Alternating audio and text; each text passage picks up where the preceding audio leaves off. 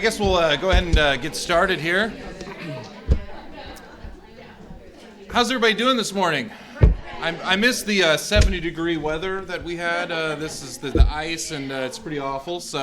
But I appreciate everybody coming out. I want to introduce myself. My name is Mason F. I'm the sales manager here for Via Media here in Columbia.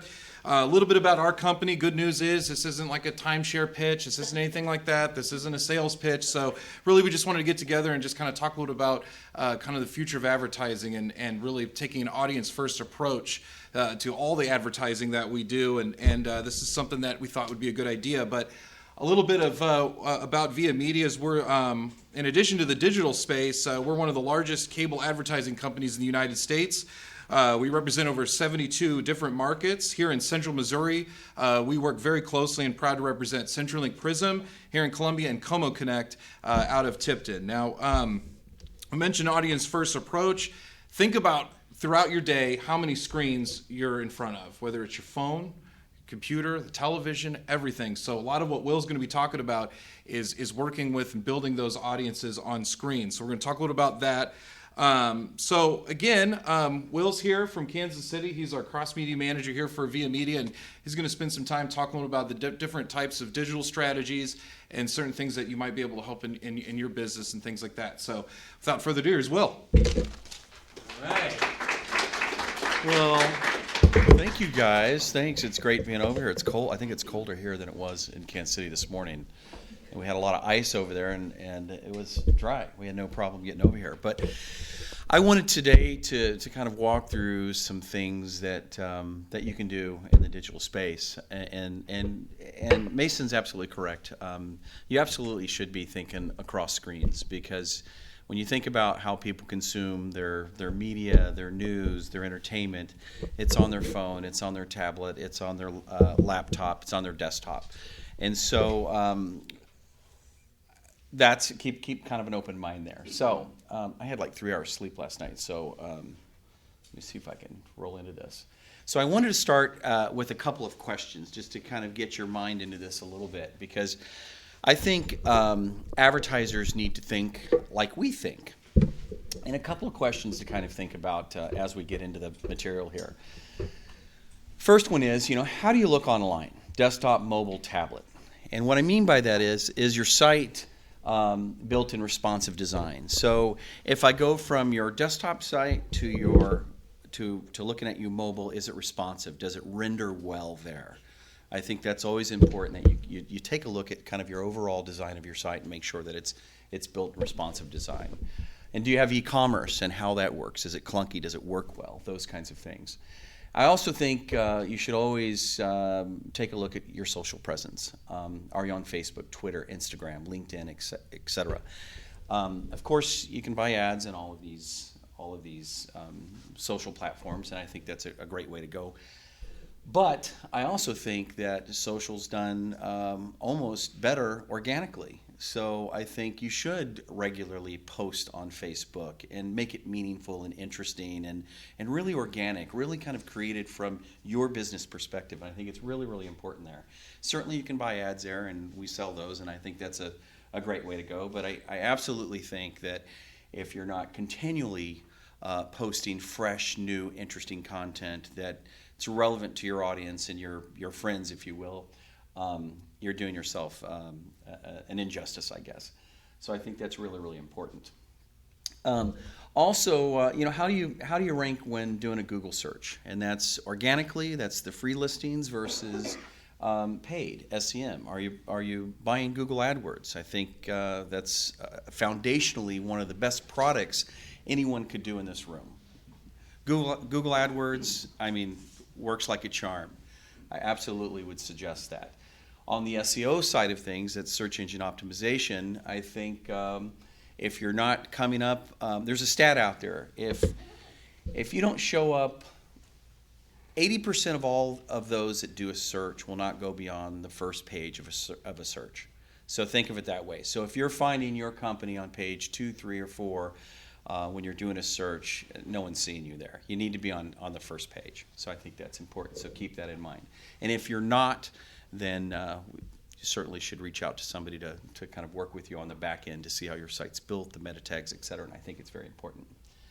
And then if you are buying digital, I think the question is, how's it working? You know, how are you measuring it? What are your KPIs, key performance indicators? I mean, what's your measure of success? I think the old-fashioned way to do it is impressions and clicks. I think that's really outdated. That's like 10 years ago, frankly. It really is about form fills, request a quote, click to finance. It's all of those things within your websites that you need measurement from. That's where it gets interesting. So if you're currently doing digital advertising and your rep comes in and say, here's your impression, here's your clicks, that's just not good enough. You need to go a little bit deeper. How's it working? So you should always take a look at some of these things on your website. And you have to really review your site and see where the utility is and see really what you want to measure there.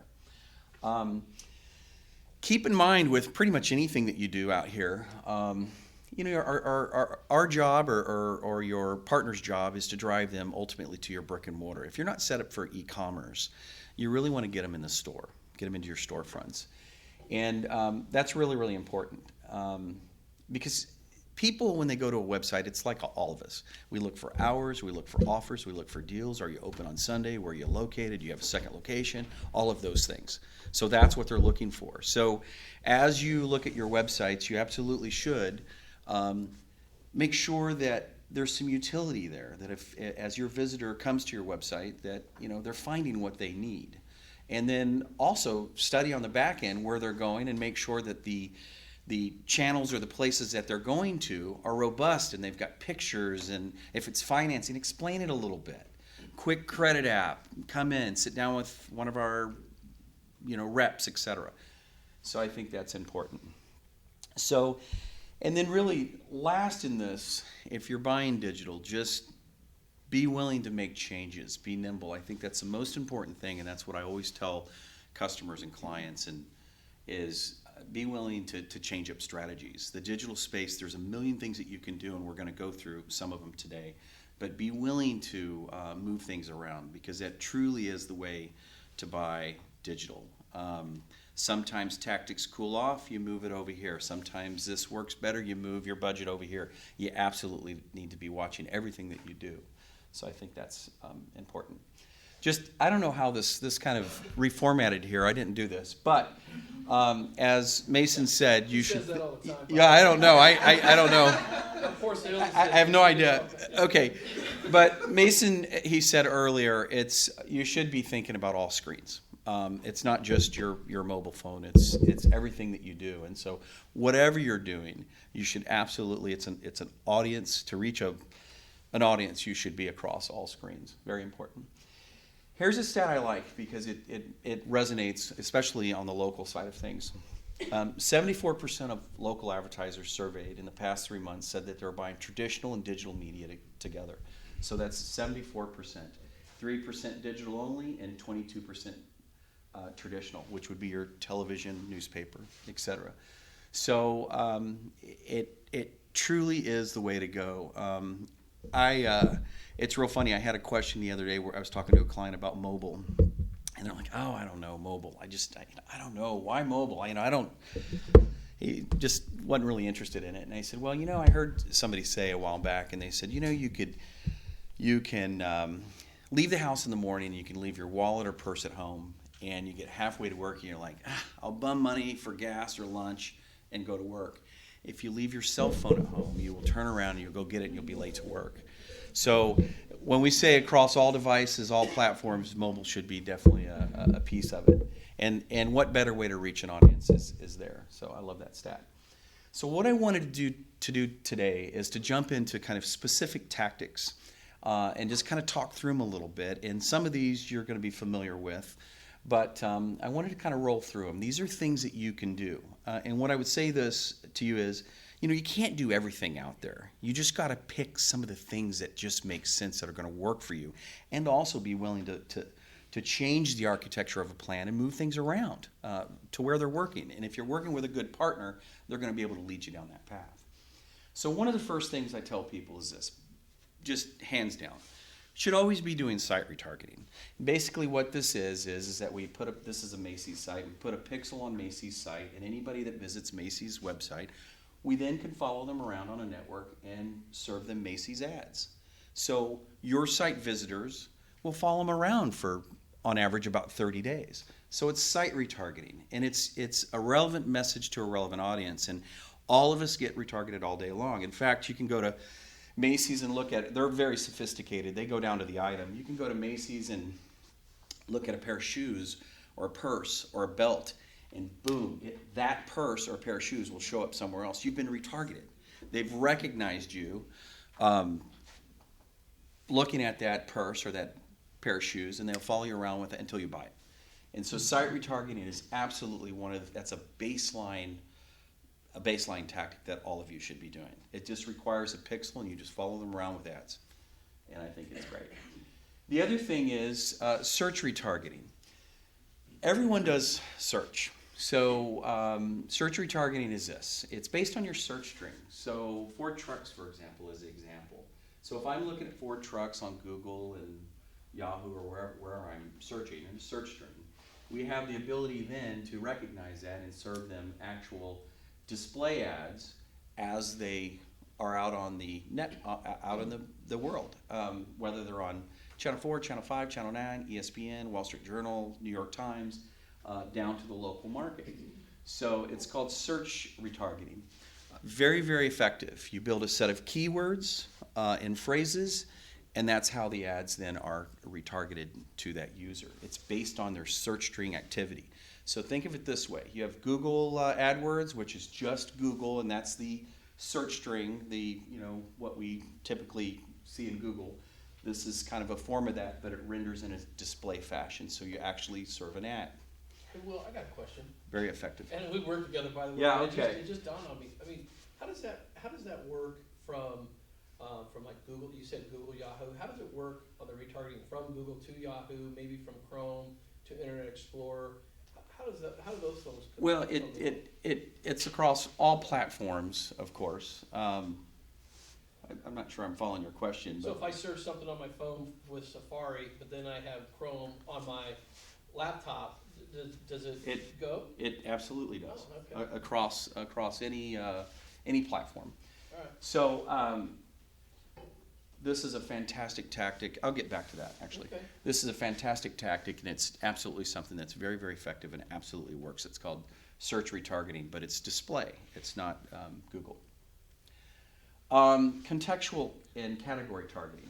This is neat in that it serves ads based on those same keywords and phrases, but your advertising will actually serve within relevant content. So, for example, target football fans. If Macy's wanted to target football fans, it would appear within football-related content. You see how this is served right here. Very, very effective. You can think of house and home in some of those categories. Very, very effective. One thing I'd also point out before we get too deep into this too is that one of the most important things that you can do if you buy any display out there is to make sure that your ads scream local. You absolutely, if you're in Columbia, make sure that they read Columbia. Because what happens is if you don't and you've got a tiny little address and you blend into national landscape, if you're on ESPN or if you're on Wall Street Journal or New York Times in Columbia and it doesn't really read Columbia, you kind of blend in. You have a less successful campaign. So be very mindful of the creative that you're doing, that it really reads local. Very, very important. I don't want to miss that. Demographic and behavioral targeting.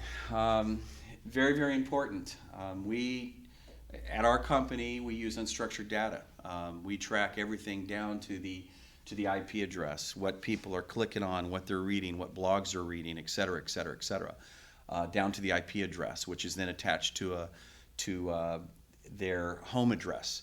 So we're in a data age, and that's how we're able to target women with an interest in shoes in Columbia, for example, and then retarget them and put together a program that's designed to target them.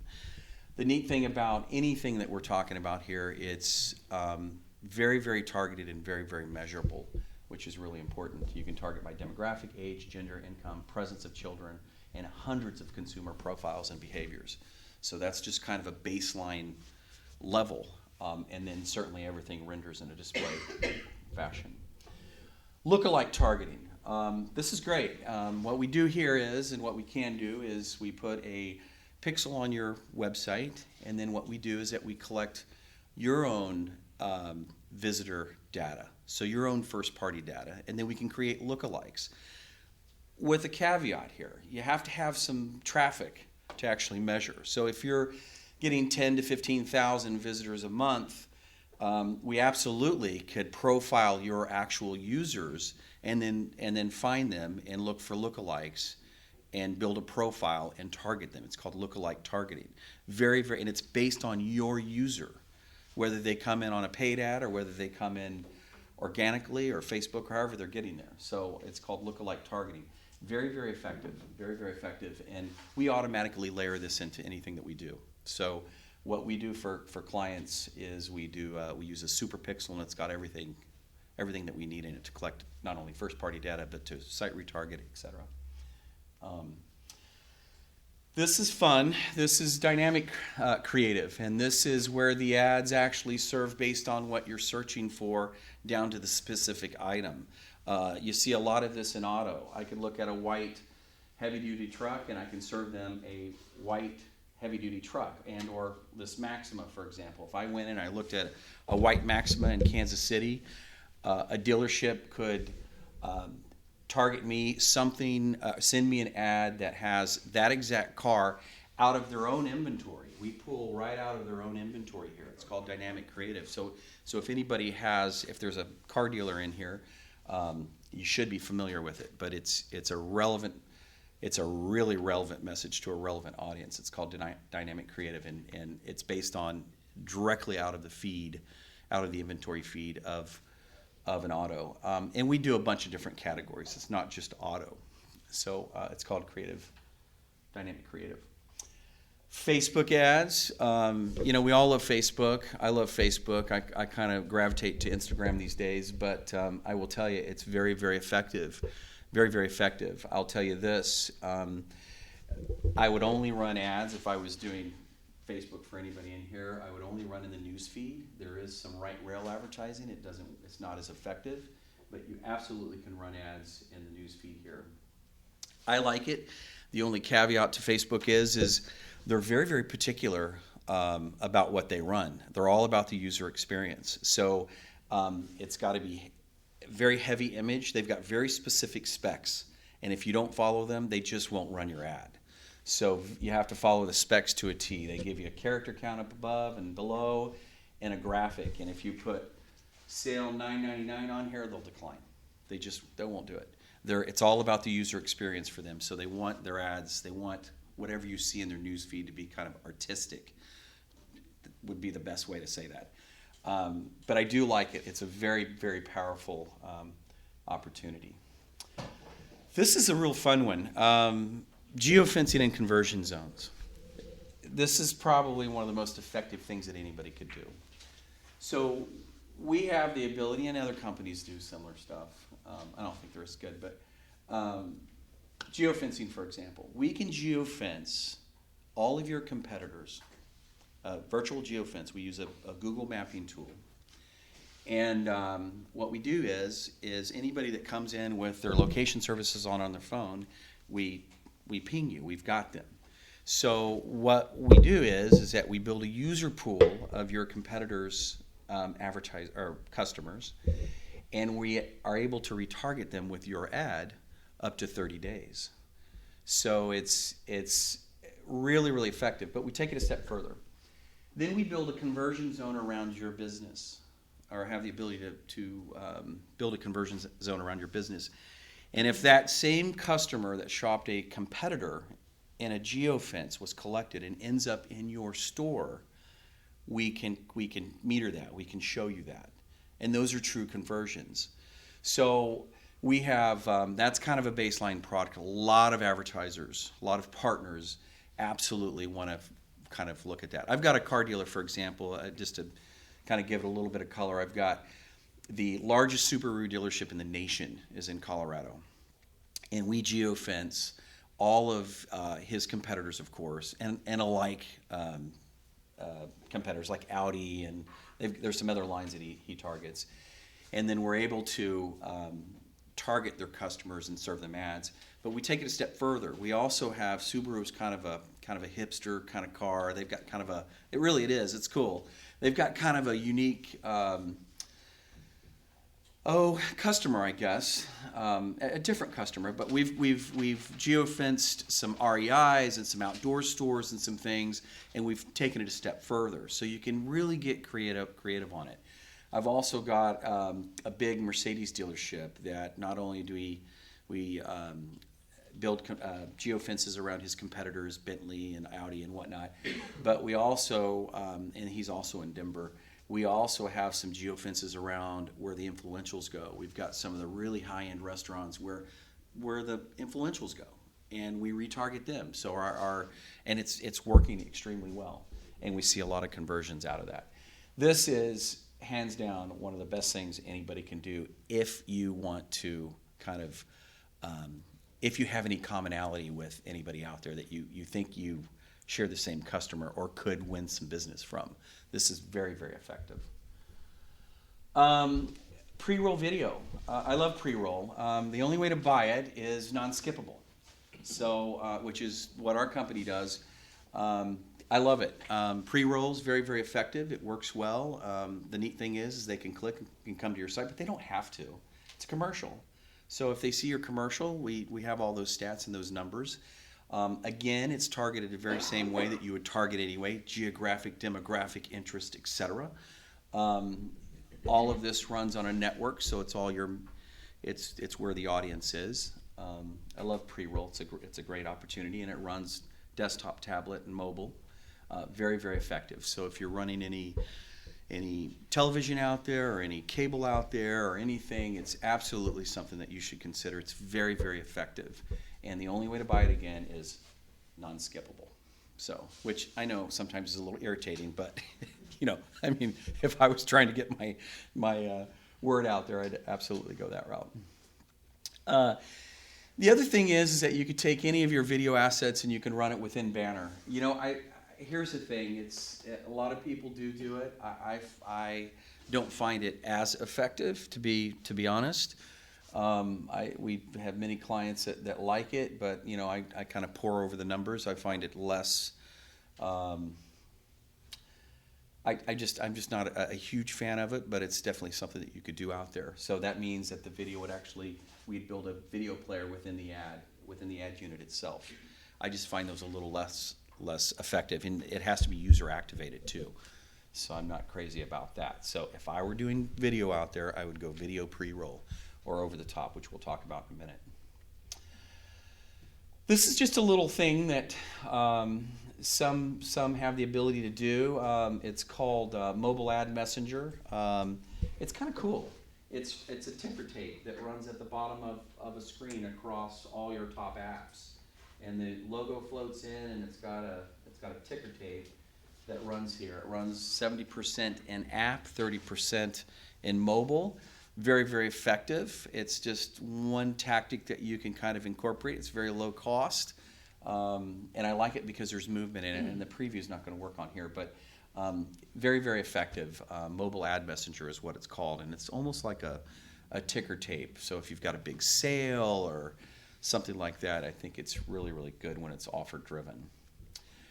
Native display, that's actually pretty effective. It's been around for a few years. This is where you'll see, when you go to websites, you'll see shaded areas within editorial content. That's native display. That's what that is. It's really an advertiser, and typically it'll say sponsored content. That's what that is. But again, you can get really, really targeted there. And you could click to either click wherever you want to go, frankly. But very, very effective. Very, very effective. Real estate, it's very popular. Luxury auto, it's very, very popular. Finance, it's very, very popular. But it's called native display.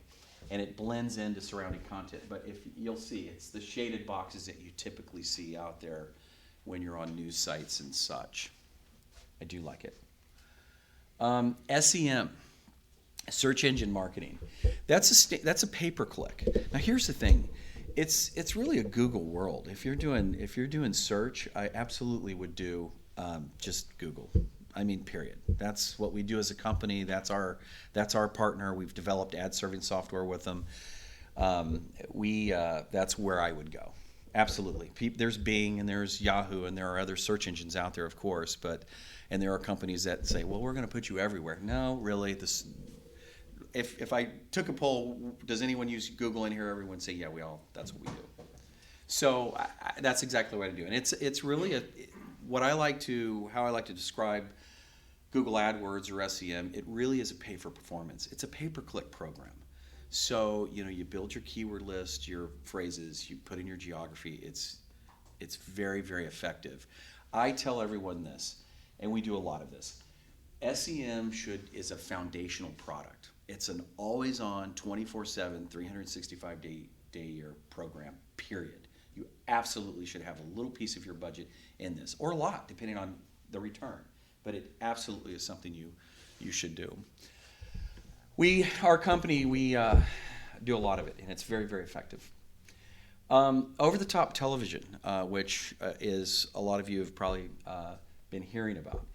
So the best way to describe this is ads or commercials that run over the top television, and that's all your streaming services. So it's really, really interesting. I like to say it's new. It's really not all that new, but it's becoming more and more. I'm seeing more and more of it. Most of the big ad agencies always have a line item on their buys, and they're really big into this. So you'll see, this is some of the places you'll find some of ours, but I mean, my wife watches everything on her phone. My kids watch everything on their tablets. I like to watch things on my big screen, but they're all streaming, and that's what they do. So it is the future of television because everything's kind of on demand. You want to watch it when you want to watch it, where you want to watch it, and everyone has their own streaming apps and services, and it's absolutely really, really effective. I read a stat. I had an agency recently come to us, and they said, I don't know how much money to invest in over-the-top television. And so, we got our market research department on, and we're looking around, and we've got all these stats, and anywhere from 5 to 20% of one's budget is being now invested in over-the-top television. 20% are from those big advertisers that are just everywhere, the Kohl's and the Macy's and whatnot. 5% to 10% are the small to medium advertisers that just want to be in the space and reach that customer in kind of a different space. And that's the way you have to think about it. There's a million things you can do. It's a little more expensive too, but I do like it. It's called over-the-top television. And do you have anything to say on that, Kevin? Not really, other than it's a guaranteed view. Like Preroll, it's you can't fast forward or skip once you're in the content. Got a 90% view through. As things begin to change within the cable company or what we call MVPD environment, you will see in the next 3 to 5 years just a massive amount in the probably 35 to 40% of all viewing happening in this space. So it's on its way, and it's time to start getting your hands around it as an advertiser, definitely. That's a good point. We're still a little early in it, but again, it is non-skippable, which is a great thing to point out. And the 90% view rate, which is fantastic too. Love it. That's just kind of where it runs. So it's mobile, set-top boxes, network connected, streaming, OTT, PC, home theater, and your game consoles, which there's a lot of people that love that piece. I know my son is all over that, so I need to go down there and play with him to see what he's getting, what kind of ads he's getting down there. So, yeah, maybe not. I don't know. So here's the thing, really, and just kind of closing. I know I went through this kind of fast, but there are a bunch of other things that you can do too. There's reputation management. There's listing services. There's e-blasting. There's a bunch of other things that you can do, and we do them too. I just didn't include them because it could go on and on. But I tell you, reputation management is something that I think all of you should be looking at, what people are saying about your businesses online. You should absolutely have your ear to the ground on that. I heard something a while back that really resonated with me. We do a pretty fair business in that space. And they said this, and it totally clicked with me. They said, 15 years ago, 20 years ago, it used to be about what you said about your business. I'm the best, lowest cost, I'm the oldest, I'm great, blah, blah, blah, all of that. It's not like that anymore. It's about what people say about you as your reputation, because they go on and they review you and they talk to you. They talk about you. So I would tell any business owner in this, all of you, that you absolutely should be kind of connected there. And if you have a bad review, you respond to it. Hey, this is my store. I'm sorry you had that experience in here. Please call me directly. I'll take care of it. Blah blah blah. If it's a good review, respond to it too. Thank you so much. Appreciate your business. Please, I'm a little business, whatever it is. Should always look into that. So I think reputation, services is a great product. I also think listings are important. You should know where you're listed. If you're listed correctly, are your hours correct? Are you on all the listing sites that you need to be? I think that's very, very important, because you'll lose business if you don't. It'll also screw up your SEO. If you've got 100 different addresses out there, one says RD versus ROAD, has a PO box and one doesn't, one does, whatnot. Those things could affect you across the board. So you absolutely need to know where you're listed, how you're listed, is it correct, do they match up, and if they're not, get it fixed. Call Mason. But I think it's actually a great one. And then last is e-blasting. I do love e-blasting. E-blasting when it's a relevant message to a relevant audience, when you own the from line and the subject line, and you can embed video, and you can reporting, you can have multiple hot links in there, and you can track all of that. I think e-blasting is very, very interesting. So as a business owner, you should always be collecting database. Hey, can I throw you in a database? We emailed all offers and whatnot. Always collect that stuff, absolutely. But you can also buy databases too that are spam can compliant, double opt-in, that could be very, very effective for you too. So I do like that too. So really in the end of all this, with digital, it's either an expense or an investment. It's an expense when it's done wrong, and you're not tracking it, and you don't have goals set up, and you don't know what you're doing, or you're working with a company that doesn't know what they're doing. Or it's an investment when you're watching it and you know exactly what kind of goals you're reaching. Are you getting the form fills? Are they clicking to your finance page? Are they showing up at your brick and mortar? Are they buying from you online? That's when it's an investment. There's a million things that you can do. You can't do them all. I mean, Macy's can, Kohl's can, Home Depot can, but they don't do it all either. They pick what works, and then when something cools off, they move it around. And that's exactly how you have to think about digital. You absolutely need to think, I always think this way. It's the architecture of the buy. You have to spend all the time up front. Who are you trying to reach? What do they look like? Where they're at? Lookalikes, and then what are your goals, and then what tactics are we going to buy to reach those goals? Get into it 30 days, then be nimble enough to say, you know what, that's not performing as well as it should. Let's move more budget here. That's what's fun about it. And for all of you that are doing business, absolutely ask those questions. How are things working? Let's talk about these things individually. Let's talk about my site traffic. The other thing that I would encourage you to do too is go in the back end. Get familiar with Google Analytics. It is very, very intuitive and very easy to learn. I know it frontwards and backwards. Go on the back end and take a look at your site traffic, your session duration, your bounce rate, where they're going. And in there, you can set up your KPIs and your goals. You can actually set up a destination goal to your WeFinance page or click to call or whatever it is. You can set up goals on the back end, and then you could look and see how effective your site is and where people are going. It's very important that you get to know that and do that. Trying to think if I've left anything out there. anyway, in the end, I think online behavior drives offline behavior. And I think that is absolutely, when you're doing it right, you absolutely could influence this here. But you have to be doing it right. You really just have to spend the time up front, making sure it's designed well and your investment level is right, and then it's all dialed in. And that's really, I'm going to open it up to questions. I know I went through it fast, and I apologize, but who's got a question? No one? Kevin? Mason? I would like to just add one thing, if I could. I've been in advertising business for a long time. I don't want to date myself, but for a while.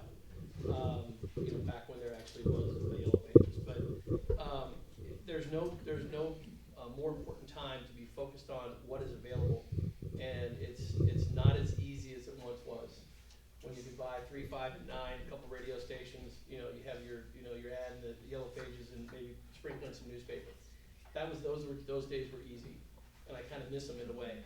But today it is very complicated, but with the complication also comes greater effectiveness if you're paying attention and you're really studying what it is you're doing and how you are trying to reach your audience. And this is what we thought Will's presentation was important today, because there is a lot of confusion out there in the landscape. You'll talk to somebody, you could go, at 2 o'clock, you could go to a presentation and somebody maybe say exactly the opposite of what Will said, as convincingly as him. So it's on you guys to dig in, because it is all right there. And as business owners, and I heard somebody's a business coach, some ad agencies, a media rep snuck in here. Where's that guy? Nick Rasmussen. Did he not show? No, I'm kidding. But it's really important, and I commend all of you guys for being here and try to dig in, because the landscape is far more complicated than what it was just 3 years ago. And by the way, here the good news is it's not going to get any simpler. So I commend you guys for taking the time this morning. There you have it, kids. That's the 10-cent tour. Thank you so much for having us over here. So I was a little glitchy this morning because I had like 2 hours sleep last night, and had to get Just up. got less. Yeah, but anyway, I don't know what it was. It's really not enough, right? I was listening. So here. Anyway, thank you guys very much. Thanks for coming. Thanks, Will.